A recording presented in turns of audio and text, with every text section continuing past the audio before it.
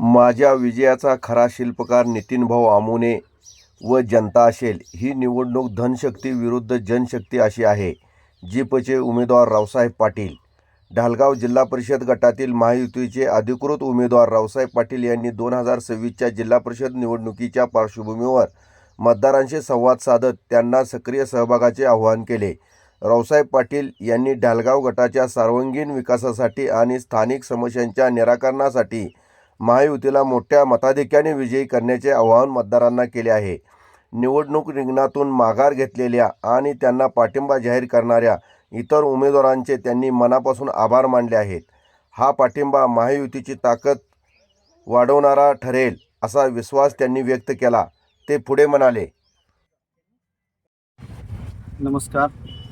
आज ढालगाव जिल्हा परिषद गटाच्या अर्ज जे होऊ घातलेल्या निवडणुकीत अर्ज माघारीच्या दिवशी जो आज महायुतीतील नेते माननीय खासदार संजय काका पाटील व आमचे नेते माननीय अजितराव घोरपडे सरकार आणि भाजपाचे नेते या सर्वांवर विश्वास ठेवून नितीन भाऊनं मला जे बळ दिलं, म्हणजे मला पाठिंबा दिला, नितीन भाऊचं मी मनापासून आभार व्यक्त करतो.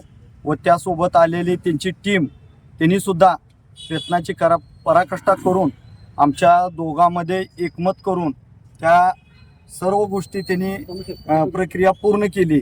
व आता जो लढा आम्ही दोघांनी उभा केलेला आहे तो धनशक्ती विरुद्ध जनशक्ती.